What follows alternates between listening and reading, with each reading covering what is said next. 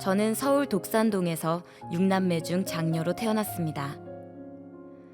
부모님이 일본 유학도 다녀올 정도로 부유한 환경에서 성장했는데요.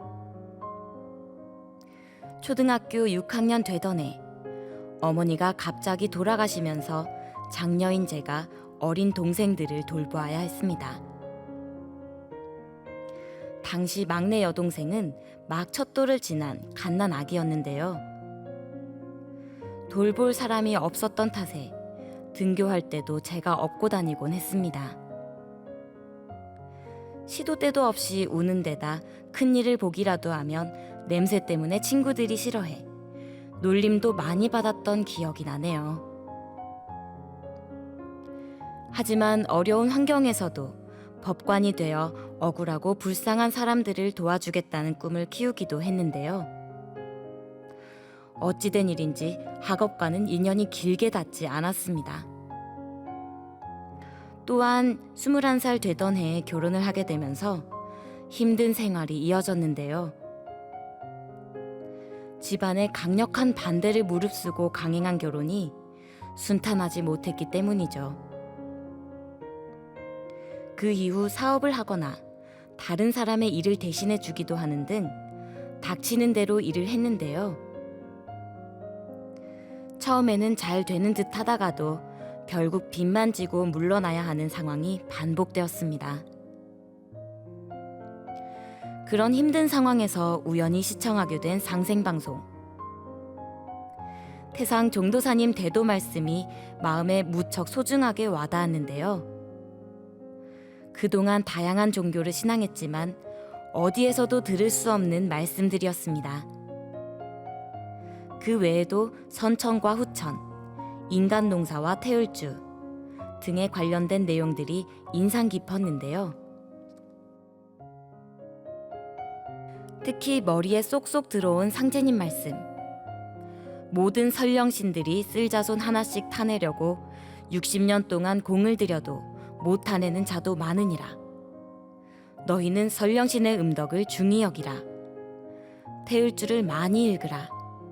태울주는 선령회원 주문이니라. 태울주는 여의주, 여의주는 태울주니라. 증산도에 대해 제대로 알지 못했지만 도전 말씀을 들은 저는 무작정 태울주를 읽어야겠다는 생각이 들었습니다. 마치 무엇에 홀린 것처럼 읽고 또 읽었는데요. 점차 횟수가 늘어나 어떤 날은 하루 1만 독을 읽기도 했습니다. 그러던 중 신비한 꿈을 꾸게 되었는데요. 강화도 마리산 천재단 앞에 하얀 두루마기를 입은 분이 저를 부르는 것이었습니다. 저에게도 흰 한복을 입게 하신 후 재단 앞에서 절하는 법을 가르쳐 주셨는데요. 순간 깜짝 놀라 꿈에서 깨고 말았습니다. 하늘에서 호랑이 5마리가 줄을 타고 내려오는 체험을 했기 때문이죠. 저는 놀란 마음을 진정시킨 후 청수 5잔을 떠놓고 무작정 배례를 했는데요. 그 일을 계기로 증산도 도장에 가봐야겠다 라는 강한 생각이 들었습니다. 도장을 찾아 나섰지만 이상하게도 찾을 수 없었는데요. 몇 번 반복되다 보니 실망감과 함께 아직은 때가 아닌가 보다 라는 생각이 들어 도장 방문을 포기하고야 말았습니다. 하지만 그동안 꾸준히 해온 증산도 고향 마두도장 수호사님과의 전화 연락은 끊기지 않았는데요. 그렇게 흘러보낸 시간이 5년. 모든 일을 접고 지금은 비닐하우스에서 채소를 재배하고 있는데요. 엎친 데 덮친다는 말처럼 올해 4월경부터 농사가 잘 안 되는 데다 몸도 이곳저곳 아프기 시작했습니다. 이상한 꿈을 계속 꾸기도 했는데요. 그러던 어느 날 수호사님으로부터 대전 태울궁에서 열리는 대천제 참석을 권유하는 문자를 받게 되었던 것이죠. 마침 농사일도 바쁘지 않은 데다 반가운 마음에 아무 연락도 없이 대천제 당일 도장을 방문했습니다. 이번에도 못 찾으면 그냥 돌아오지 뭐 라는 생각으로 무작정 갔던 건데요. 다행스럽게도 증산도 고향 마두도장 간판이 한눈에 들어와 쉽게 찾을 수 있었습니다. 또한 초면인데도 불구하고 모두 친절하게 대해주신 덕분에 너무도 편안한 마음으로 다녀왔는데요. 그 이후 수호사님과의 면담을 통해 매일 도장에 나가 21일 정성수행을 하기로 결정했습니다. 일요치성에 참석한 어느 날 도생님들과 함께 도공수행을 하던 저는 하염없는 눈물이 흘러내렸습니다. 조상신단이 모셔진 쪽에서 너무도 그리웠던 어머니의 모습을 배웠기 때문이죠. 어머니 뒤로 몇 분이 더 서 계신 것도 보였는데요. 순간 자손이 증산 상제님의 무국대도를 닦을 수 있도록 조상 선량님들께서 이끌어주신 것이라는 생각이 들었습니다. 지금은 모든 준비를 마치고 상제님의 도생으로 다시 태어나는 입도식을 기다리고 있는데요. 제가 참진리를 신앙할 수 있게 해주신 상제님과 태모님, 대상 종도사님과 종도사님, 그리고 천지신명님들께 감사드립니다. 그리고 수호사님과 도장 도생님들께도 감사 인사를 드리고 싶습니다. 무엇부터 해야 할지 잘 모르지만 알려주는 대로 차근차근 실행하고자 합니다. 또한 사소한 일부터 시작해 끊임없이 해보자고 각오를 다져봅니다.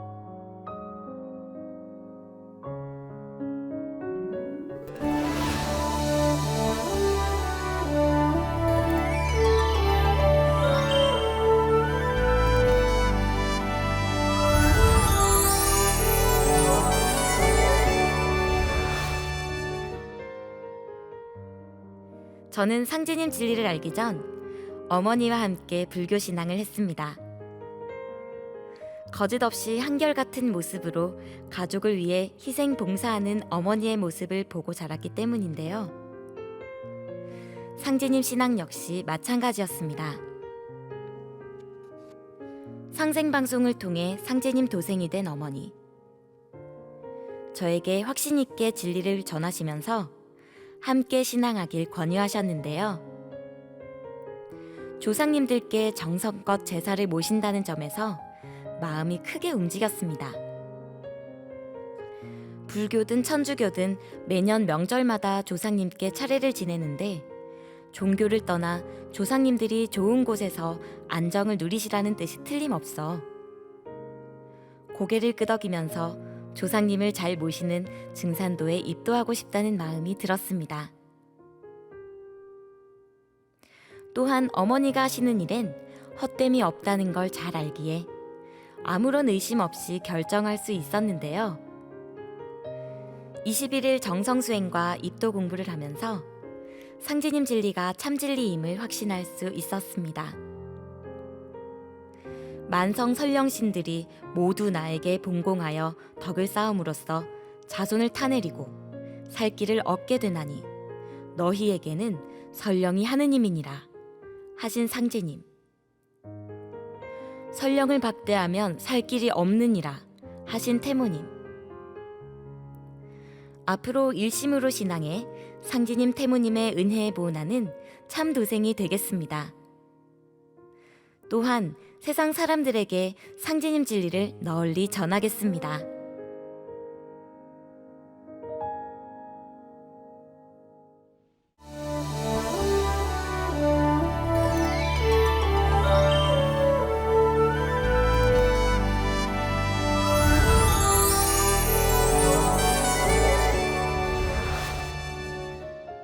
무슨 종교를 신앙하십니까? 다양한 경로를 통해 만난 사람들과 대화를 나누다 보면 빠지지 않는 질문 중 하나죠. 그럴 때마다 저는 제 자신을 믿습니다 라고 자신 있게 대답하곤 했습니다. 그럴 때마다 드는 의문, 나는 무엇을 하면서 살았나? 남은 것이 무엇일까? 아무리 생각해 봐도 알 수 없었습니다. 저는 부잣집 종손으로 태어나 어릴 때부터 제사를 주관해 왔는데요. 자손된 도리로 조상님을 모시는 것은 지극히 당연한 일이었습니다. 고등학교 3학년 시절 아버지가 돌아가신 후 정신없이 살다 보니 어느덧 50대 후반이 되어버렸는데요. 자신을 믿는다고 했던 제가 상제님 진리를 신앙하게 될 줄은 꿈에도 알 수 없었습니다. 지금으로부터 8년 전 저는 인생의 큰 시련을 맞이했는데요. 사업이 부도가 나면서 가정을 돌보기 힘들 정도로 떠돌면서 방황하게 된 것이죠. 이래선 안 되겠다 싶은 생각에 험한 일도 마다하지 않고 닥치는 대로 일했지만 다시 일어서기엔 역부족이었습니다. 그런 저를 안타까워하던 지인의 권유로 다른 지역에서 다시 사업을 시작했는데요. 엎친 데 덮친다는 말처럼 나아지기는커녕 시련은 연속되었습니다. 세상이 뒤집어졌으면 좋겠다. 사람들의 말과 행동은 생활 환경의 영향을 많이 받는다고 하죠. 저 역시 온갖 어려움을 겪다 보니 절망적인 말들을 입버릇처럼 쏟아내곤 했습니다. 그러던 어느 날 인생이 바뀌는 일이 일어났는데요.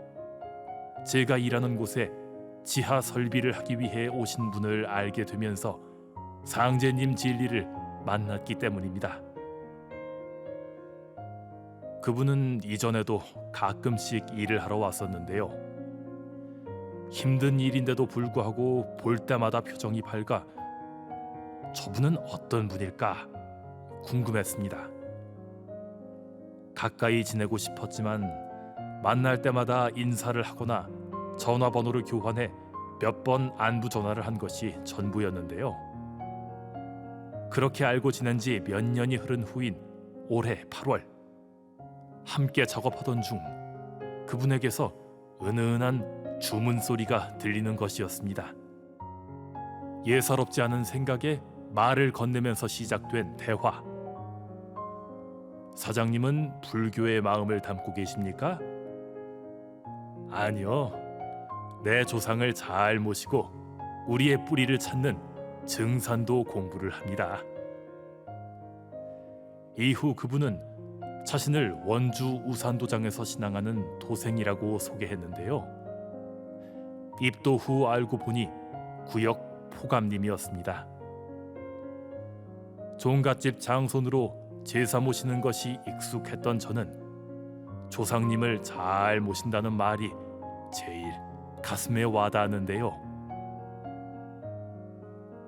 그런 저를 묵묵히 바라보던 김포감님은 도장에 방문해 볼 것을 권유했습니다.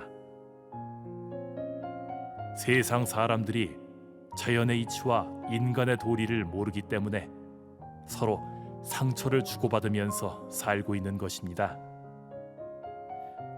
그동안 제가 느끼고 있던 생각과 일치하는 김포감님의 말에 깜짝 놀란 저는 망설일 틈 없이 그날 바로 증산도 원주 우산도장을 방문했습니다. 포정님은 그런 저를 반갑게 맞아주시면서 자세하게 상제님 진리를 전해주셨는데요. 우리의 삶이 사계절로 순환하는 자연의 이치와 같다는 것과 조화주 하나님 상제님이 이 땅에 다녀가셨다는 것도 알게 되었습니다. 순간 술로 허전한 마음을 달래면서 살아온 지난 날들이 필름처럼 펼쳐졌는데요. 참 하나님을 만나게 되었다는 기쁨과 감동은 말로 할 수 없을 정도였습니다. 이후 21일 태울주 정성수행과 입도 교육을 받으면서 상제님 진리를 더욱 확신하게 되었습니다. 태울주를 읽으면서 세월의 무게만큼 무거웠던 마음이 많이 가라앉은 느낌인데요. 절망으로 가득했던 마음도 점점 희망으로 채워져 가는 것 같습니다. 하루하루 마음의 변화를 체험하는 지금, 가만히 생각해 보니 그동안 제 인생은 상제님 진리를 만나기 위한 필연적인 과정이었다는 생각이 듭니다. 저를 도문으로 인도해 주신 조상님과 태상 종도사님, 종도사님께 무한한 감사를 드립니다.